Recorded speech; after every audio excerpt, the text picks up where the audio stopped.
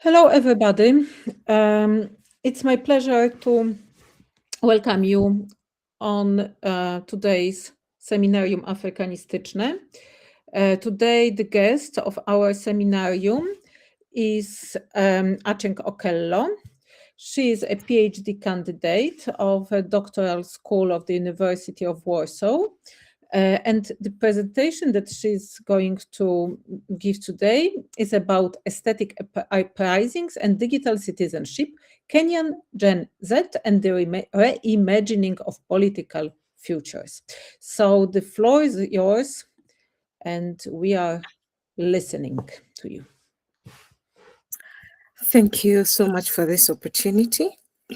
I will not go further ahead to introduce myself, as I've already been introduced, and I hope we will have an interactive session. So, good evening once again. And today we'll be tackling one of the prizing topics that has not only surrounded Kenya, but also has cut across the world. And when we look at African studies, when it comes to matters of analyzing protest, we are always looking at it from a point of labor unions, political parties, or ethnic mobilization. So today I want us to somewhat challenge that framework. And I'll be making a presentation on the aesthetics, uprising, and the digital citizenship with a reference of Kenyan Gen Z and the reimagining of political futures. The Kenya's Gen Z visual, performative, linguistic, and aesthetic aspect is merely not a concept of politics, but it is a political agency that is coming up and is redefining itself as time goes by. So we are witnessing a very huge shift from institutional citizenship to performative digital citizenship. Yeah. So next slide. Okay, just a moment. Okay. So what is the context of the Gen Z? This all happened immediately sometime last year in June 2024. And this came up as an immediate catalyst of the Finance Bill 2024, which proposed so many punitive taxes on essential goods, for example, bread, vegetable oil, some baby stuff, digital content, just to mention a few, in an economy that was considered, or rather is considered, to be undergoing a very high rate of inflation. However, we must choose to look at it deeper and from a different dimension. This was a crisis of legitimacy and not just policy. And unlike previous movements, we have had a movement called the Saba Saba that was led by the former Prime Minister. He's now former Prime Minister, the late Raila Amolo Odinga, which was notably a movement that was considered leaderless and partyless. And now we are seeing, this was right after independence, actually pre-independence, after independence, and just a few years after independence, they labeled themselves as leaderless and partyless. And now we are seeing the Gen Z coming up to call themselves leaderless and partyless. And this label Gen Z here, it functions less as a strict biological cohort and more as a political identity, where they're coming out, the Gen Z are coming out to actually define themselves and see, we are facing these problems. For example, high unemployment. They're not able to have access to certain resources within the community, or rather the society, which makes it a bit hard for them to survive. And this has created a deep pool of digital fluency. So the mobilization has come out from separate from the government, and it is getting backing from the NGOs, the civil society structure, which at one point may have been viewed ineffective, but now we are seeing it is voicing its voice in support of the Gen Z to amplify their grievances, to ensure that the government is changing the problems that they're facing. So when we look at the creative dissent as agency, this central argument, we are challenging the notion that social media, and when we say social media, we are looking at memes, for example, we are looking at TikToks, we are looking at Twitter, X, former Twitter, which are playing a very important role in defining the uprising of Gen Z in terms of their defining their political agency in the current affairs, political current affairs in Kenya. And in a context where the state monopolizes violence and traditional media is often compliant, aesthetics become a weapon of the weak. Yeah. And by using, say, for example, satire, AI-generated images and music, the youth are therefore engaging in epistemic disobedience. So we are seeing the youth, they are moving from, they are breaking from the norm, from what is used to be, from what the previous generation has created normalcy. They are breaking away from that. And they have refused to engage the state on its preferred terms of bureaucracies. And they're doing this on their own agency. So the agency in this is that the aesthetic mode has allowed them to bypass the gatekeepers.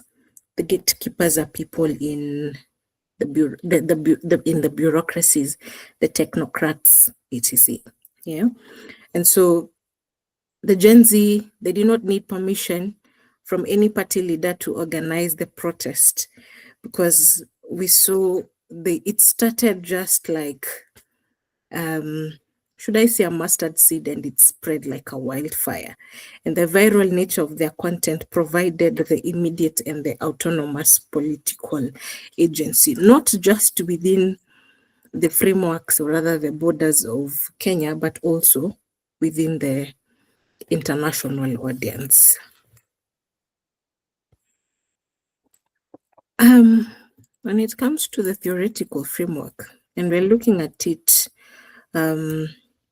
based on creativity, we borrow greatly from one Cameroonian analyst, goes by the name Achille Bembe, and he holds that the aesthetic of vulgarity is pretty much how the post-colony is often challenged through ridicule. And here, digital satire desanctifies power, turning feared leaders into caricatures. We have had an instant where our current president has received nicknames because of some of the decisions that he has made. And this has continued evolving based on events and the respective contexts.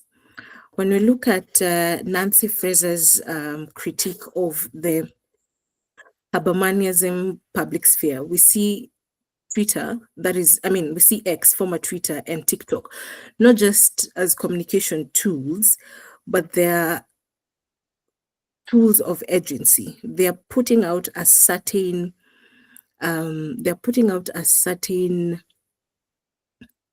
thematic structure for people to actually see there's a certain agency here that is being molded to shape the future of politics in the near coming elections. Yeah. And these are spaces where alternative norms of political discourse are invented and circulated away from state censorship. So this means language is something that is very political. And we, through the presentation, from the beginning at least, we have seen how code switching is not just a form of communication, but it places us in a setting of boundary making, defining who belongs to the movement and who belongs to the movement, who represents the movement, and who represents the oppressor. Yeah. So, why digital ethnography, one would want to ask. Previously, we've had surveys where the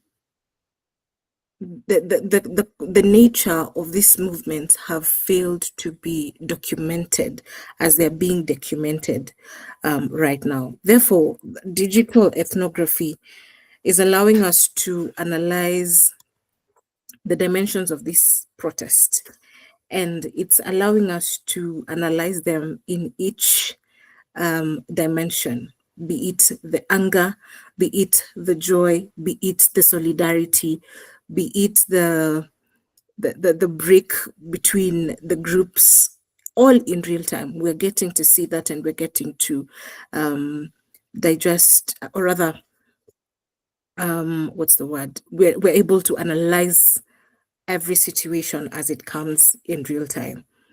And of course, there's some certain limitations here that we must acknowledge. For example, the algorithm bias, where we're asking ourselves, whose voices does the algorithm amplify? Is the trending status of the Gen Z truly a representation of the youth? And is it representing, sorry, just a moment, is it representing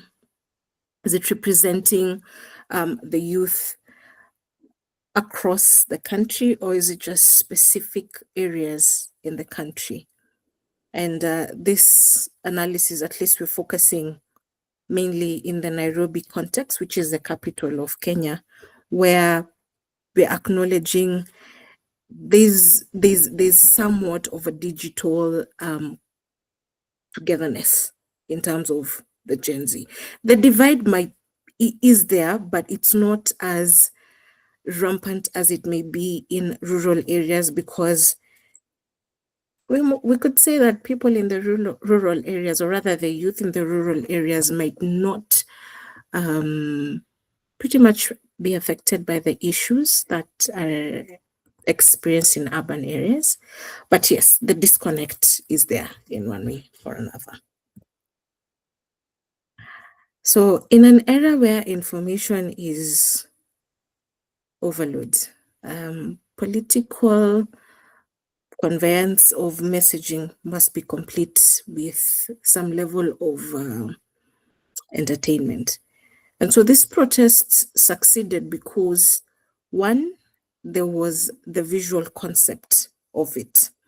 For example, we had the use of AI tools to generate images of politicians in prisons, images of politicians wearing inmates' uniform, or just in dystopian Nairobi landscapes. And this visualized a desired future for justice that the courts have failed to deliver in terms of delivering Nairobi, or rather Kenya, from its political agony that it has been facing for quite some time. And the brutality of this, let's say, this analogy of using these memes, it may come off as controversial, but it is critical as well. And the circulation of these images led to police violence. Though the arrest was able to come down in one way or another, it was accompanied by dark humor and trending audios, and somehow it prevented it prevented compassion fatigue and kept the audience engaged, turning trauma into a rallying cry, meaning there was a level of togetherness that we have never experienced, of the youth coming together and having one voice to amplify the problems and the issues that they were facing in terms of the political anatomy and the leadership in question.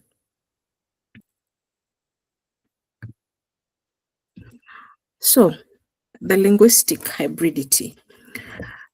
Nairobi's slang is referred to as Sheng, and this is a language that has been there since time immemorial. I may not know, when I say since time immemorial, I say that because even when I was born, this is early 90s, I found the language there, and it has evolved over time. And historically, when you look at Sheng, it has been dismissed, or rather it has been labeled as a language that is used by uneducated youth, or is considered a language of thugs or people participating in crime. But that's not true in all togetherness, because we see in June 2024, when the protest of the finance bill were very rampant, this is what was considered the language of the truth. It became a political register. It became a mark for the youth, who is the Gen Z. English and Standard Swahili, of course, are languages of the Constitution, the courts, the offices, the government offices in Kenya. But by debating the finance bill, especially in Sheng, to allow those people, for example, who might not understand English as they're meant to understand it, it brought a sense of awareness that from head to toe, top to bottom, everyone was able to understand what the finance bill, hence the unity in terms of leading or being in this protest. So again, by debating the finance bill in Sheng, the youth stripped bureaucracy, its policy of AMA, and it made it accessible. So there was a very common phrase labeled Angukanayo. This means drop with it or engage with it. And this became like a command for action. So the language created a sphere of it's us versus them, creating a binary that cuts across the traditional tribal lines of bureaucracy that Kenyan politics usually has exploited since time immemorial. In matters on the impact of on governance and imaginaries, when it comes to voting, there has been a shift in terms of representation on how the citizenship is imagined. It is no longer about a 5-year voting cycle, but it's about digital vigilance. So the conversation of shifting the type of voting system that we have to a digital one, it became more rampant, because now we are realizing we have more young people who understand their civic rights, who understand their constitutional rights, and they want to participate in them. But how then do we make it possible for every young person, for every youth, for every Gen Z to participate in this voting process. So the concept of digital vigilance came about. So we also saw the weaponization of data. Let me call it the receipts culture, where on various platforms, especially Twitter, former Twitter, current X, where politicians were, the Gen Zs were using the naming and shaming policy, especially when it came to politicians who were not doing or participating in their in the work that they said they were going to be doing. So you'd find phone numbers were being placed out, digging of past tweets, exposing corruption line by line. And this brought about radicalization in being transparent, and it forced a form of accountability within the government and the political structure. And the Gen Z always stated that we are our own leaders. We are leaderless and we are partyless. And that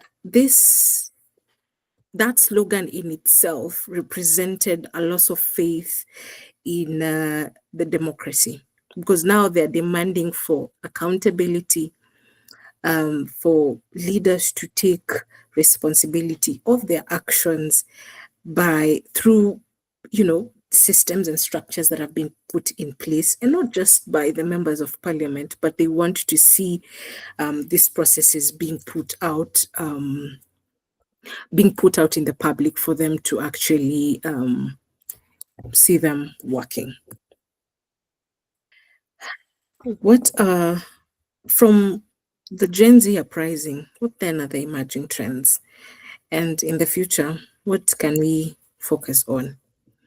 So we must critically assess that the state's counter strategy, they used internet shutdown, the abduction of key influencers, the deployment of counterbots to flood hashtags.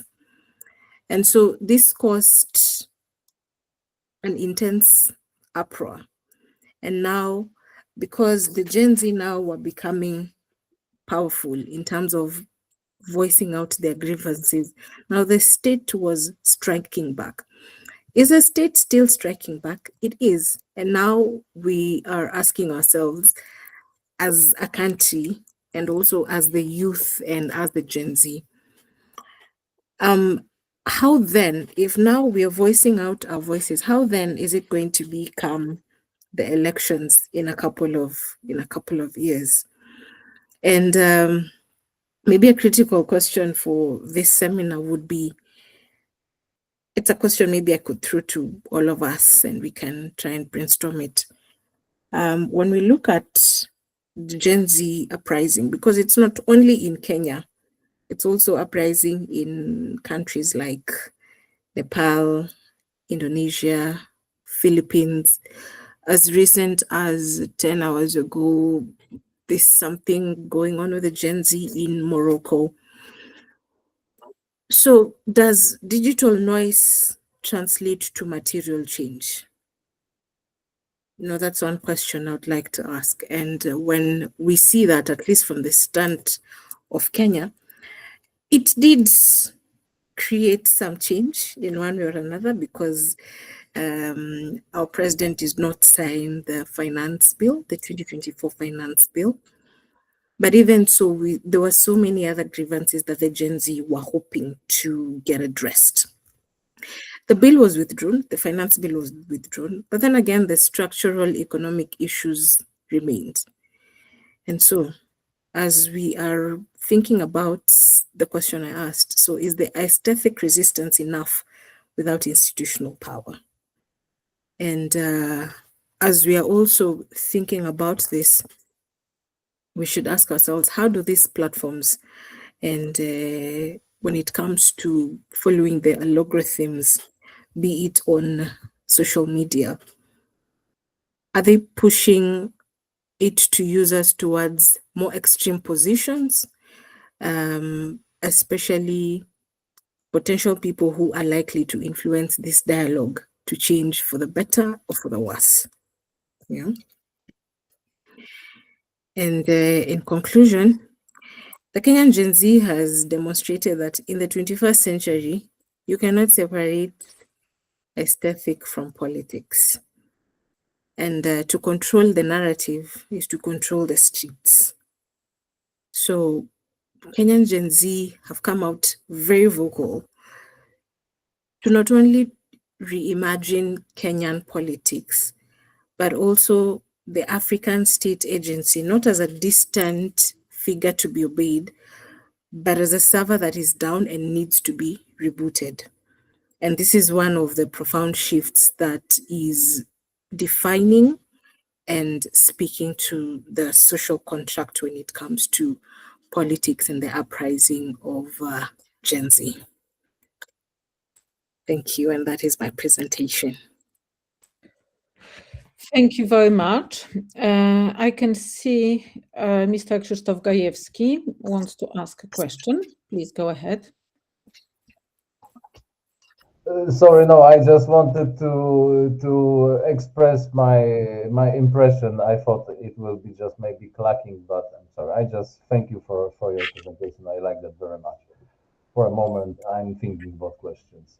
Okay, so okay, actually, I have one question, maybe not very much related to the topic, but I very much wonder if there is any relation between recent events in Tanzania, but also Kenya.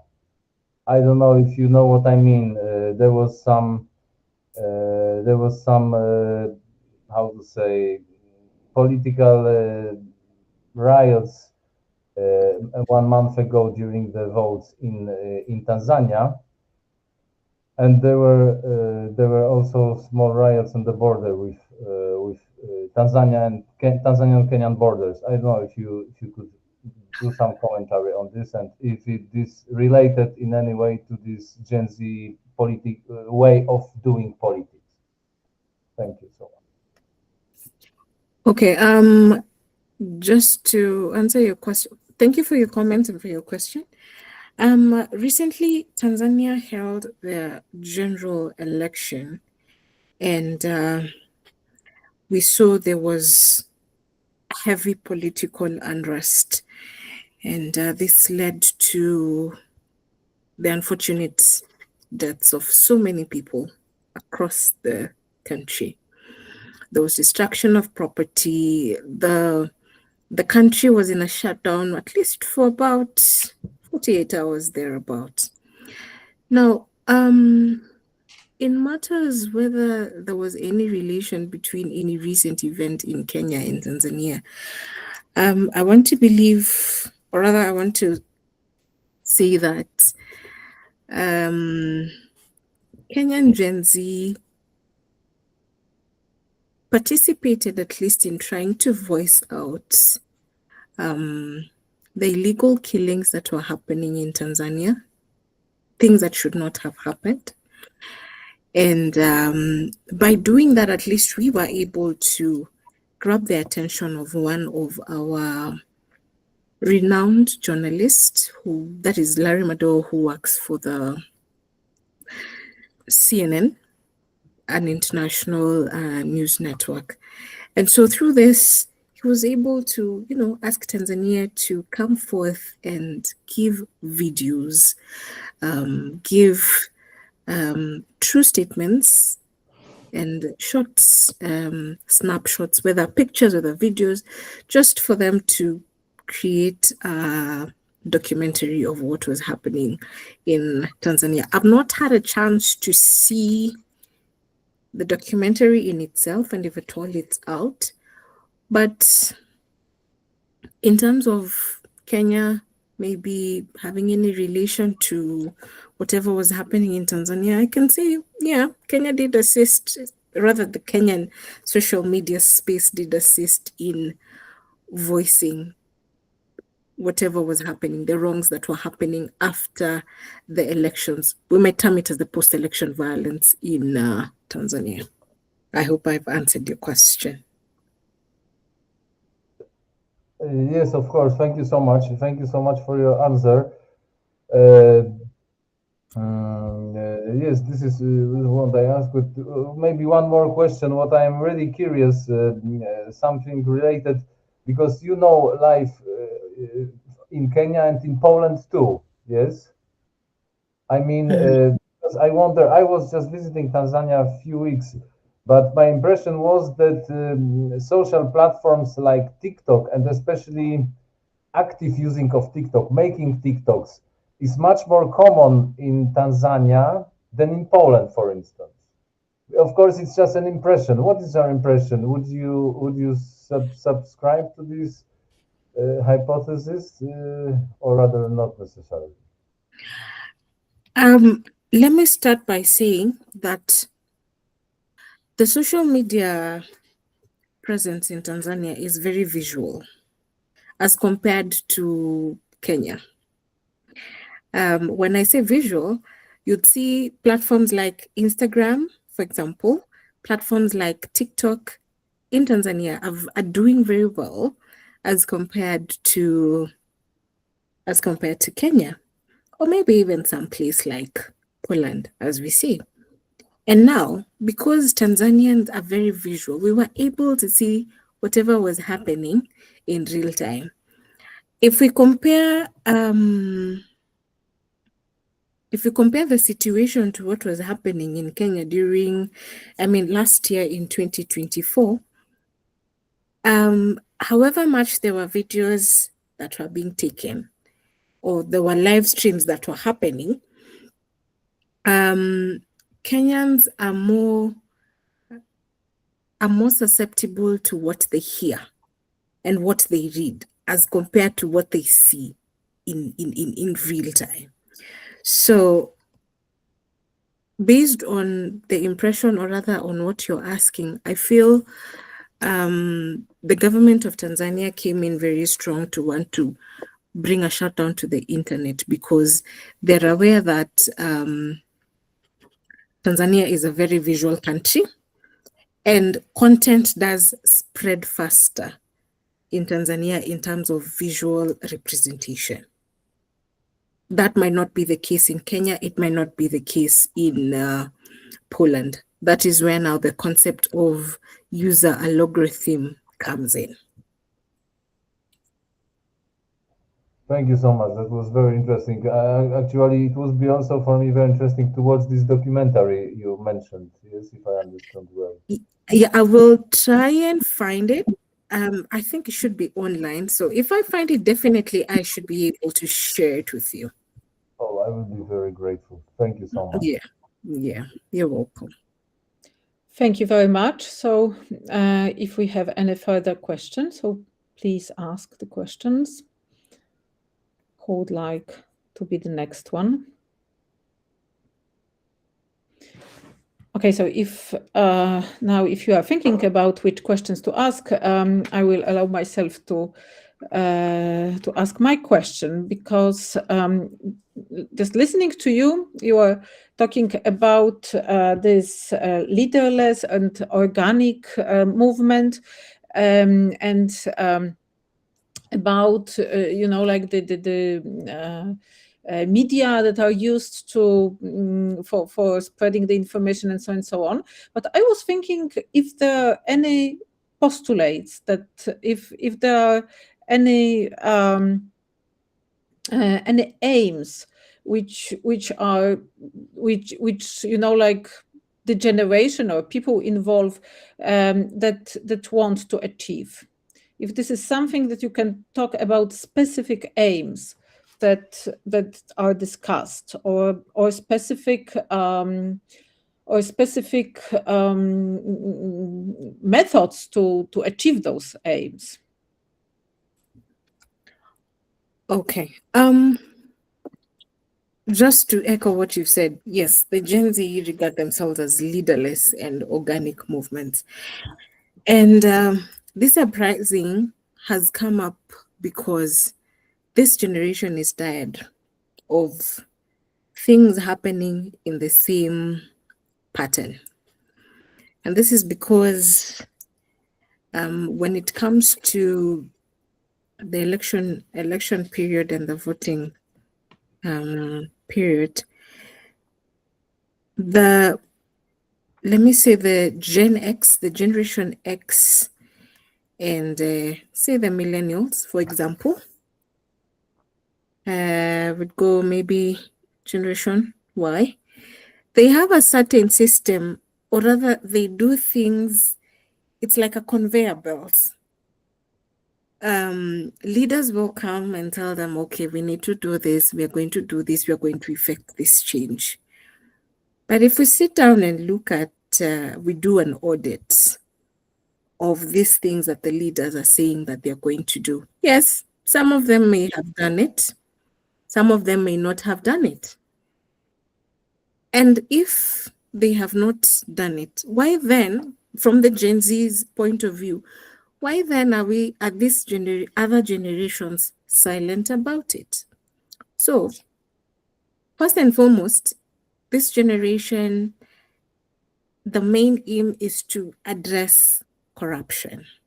And corruption in this case can be looked at from diverse angle. Corruption here is having, for example, members of parliament who don't deserve to be in parliament, because as a member of parliament, you're involved in the active process of decision making.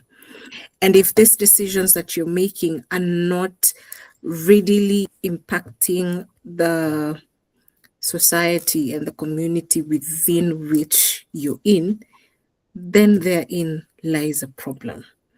You'd find most people would want to become members of parliament simply because of the benefits that come with it. But then again, fine, as you're getting the benefits, you cannot just be sitting in parliament and expecting that things are just running normal. So number one is the issue of corruption. And here also corruption in general, we're looking at the government, the governance structure of where we are having incompetent people in portfolios that they're not meant to be in, simply because they're probably considered a friend of someone in government, or they were promised a certain seat in government. So this is also another thing that the Gen Z is coming greatly to fight for. And most importantly, the Gen Z is fighting for an inclusive and a standardized society where everyone is catered for. The taxes that every taxpayer in the country is paying, we are seeing it go to the hospitals, infrastructure, teachers are being paid, they're being utilized as they're meant to be utilized. Unlike in situations where the taxes are used for things that do not make sense, and yet the country is experiencing an economic problem. Yeah. Okay, thank you very much. Mr. Mikołaj Błaszczyszyn is the next one to ask the question. Yes, hello. Rather than a question, I just wanted to make an observation that it's what you said was really similar to what happened in Nepal earlier this year, when Gen Z took down the government and or even had elections over Discord. Yeah. In fact, what we saw in Nepal. Are you there? Hello? Yes. Okay, what we saw in Nepal, I think, was one for the books, to be very honest. And if we're being honest, that was the direction Kenya was headed. But then again, I think being Gen Zs and also the killings that and the disappearing of people that were happening, I don't think, okay, I don't want to say that the Gen Zs would not have gotten to where Nepal got, but there was a high possibility that it was actually going to get there. Is there a possibility that if the sequence, or rather the frequency of the elections, or rather of the happenings in the country do not change, is it likely to get there? There's a very huge possibility. But then again, when that happens, we have this issue of extrajudicial killings. We have this issue of disappearance of people. We have this issue of kidnapping. So first of all, I think I'd commend Nepal for doing what it did, because through that, it was able to amplify and show the world that we are not settling for less as the Gen Zs, as the youth in general, because this is a new agency that is coming up. The youth is not settling for less. And if not us who are coming with the change, then there's no one else who's going to effect this change, because the generation that is coming after us, our children, our children's children, the children to us, children's children, they're depending on us to actually make that change. So yeah, I agree with you on that. Thank you very much. If I still may make one more comment, but from what you are saying, it seems that still it is, like you're talking about the attempts of influencing governments, elections, and so on. But still, I cannot see any political program behind the uprisal. Can please tell me that I'm wrong? Please tell me that there is something specific. There is something. It's not only about somehow trying to make a change through change of the government, but at the same time that there is a specific political program that is offered by those who are protesting. There is no political program per se that is influencing the uprising. As we said, if you remember, if we go back, all this began, or rather, what fueled all this was the finance bill, 2024 finance bill. That was the inception of all this. I don't want to say that there were no underlying issues previously. I don't want to say that these issues were not being voiced. Of course, they were being voiced in one way or another. But for lack of a better word, I think this had been said over and over and over again, to a point that now the Gen Z were like, enough is enough. And just to clarify that, it was not only the Gen Z that were amplifying this, even the Generation X, even the Generation Y, the millennials, all of them combined, they came and were like, we need to have a change in government, if not a change of government. And how then do we have this change? They asked for one, accountability. They asked even for the president to step down, and you could see them auditing reports, auditing respective of offices, wanting to know what is this that happens. We want to understand, where are our taxes going? So there is no political program per se that was fueling the Gen Z to come about and place it where they are in terms of their agency right now. The point of inception for all this was the finance bill in itself, because of the heavy taxes that were imposed on goods that Kenyans didn't see the need of heavy taxes being imposed on them, and yet we didn't see where these taxes are going to.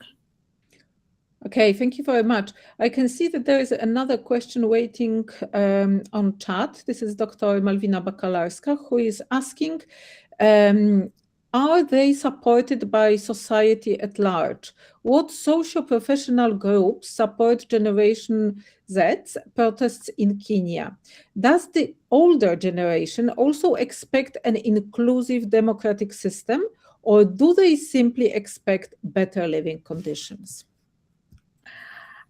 Of course, the older generation expects better living conditions, but you see now what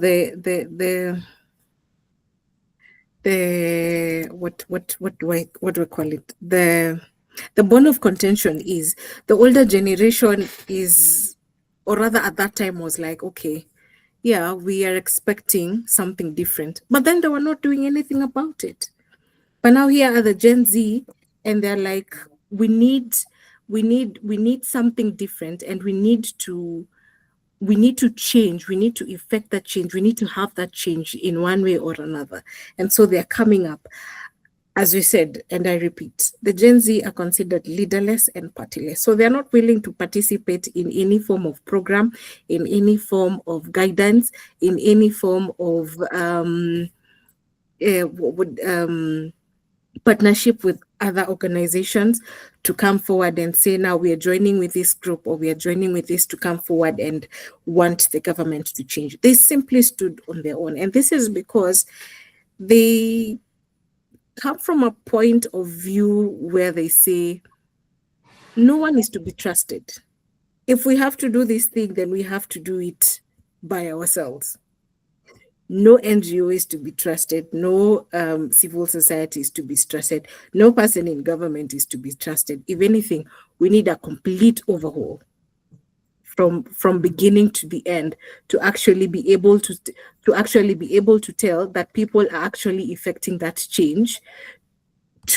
People are actually effecting that change to see a better future. Okay, thank you very much. Mr. Igor Grzybowski.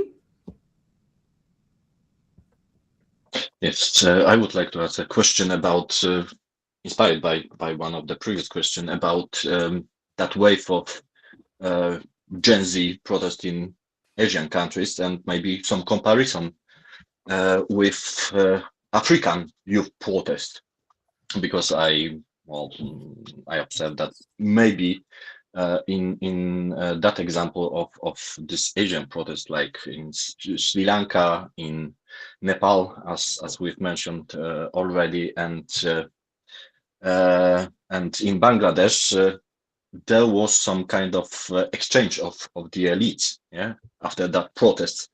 In Africa, I think maybe that prime example where protest actually concluded in long-term exchange of these elites was in Senegal, when Mr. Macky Sall was ousted after elections, and Ousmane Sonko and Bassirou Diomaye Faye were placed as on the respective offices.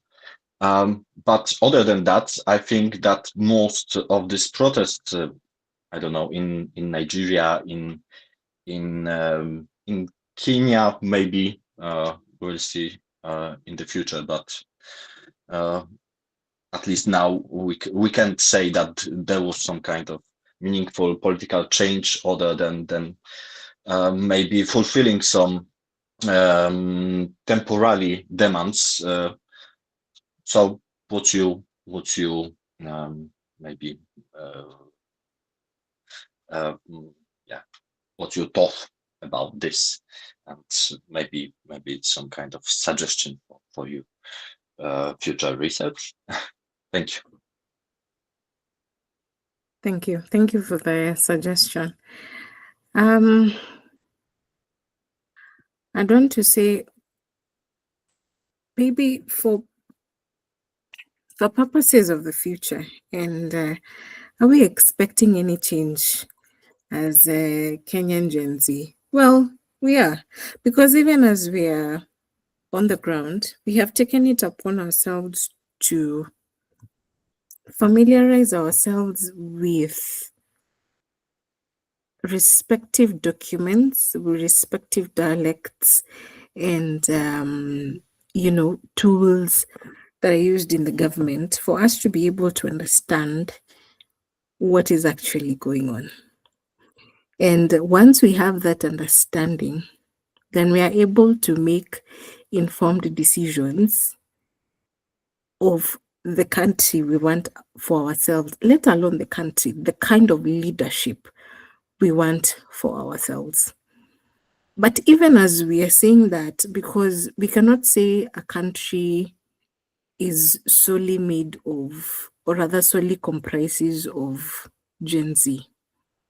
We have the older generation, we have the middle generation, we have the upcoming generation, but then we are looking at least for those who can exercise their civic rights by voting and putting the right leaders in place. And even while we're doing that, maybe I can use again the example of Nepal. Nepal came out so strong, took these people out of power. They may have used extra force. Maybe that may not be the direction that Kenya is going. But then, as we are seeing this uprising, we are seeing an uprising where young people are willing to go to the extremes to save the country from the sharks who are, quote unquote, the sharks who are making Kenya deteriorate or rather destabilize in terms of the economy in one way or another. So I think when it comes to maybe the attempts of influencing government for the future, it is a work in progress. The Gen Z should not be in a position where they relent. And this older generation also should hold hands with them, not just in Kenya, but across the world, across the globe. Because if they were not able to do it, and we are voicing out our demands, our grievances, and we need to see that change, then it's a collective action. I hope I have tried to address your your question and your suggestion.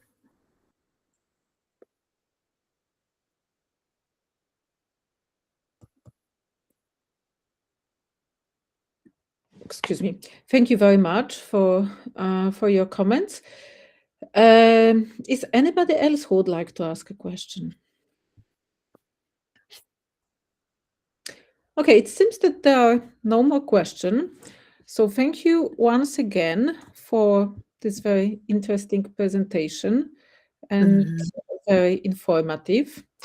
And as I mentioned, the recording from this seminarium will be available on YouTube on Afrykanistyczne Department of African Languages and Cultures YouTube channel. Okay, so thank you very much once again. And next time we will meet in January. So I would like to wish you all a very nice holidays and winter break, and Merry Christmas and everything good for the new year. Thank you very much and goodbye. All right. you. Goodbye. Thank Happy you. holidays. Bye.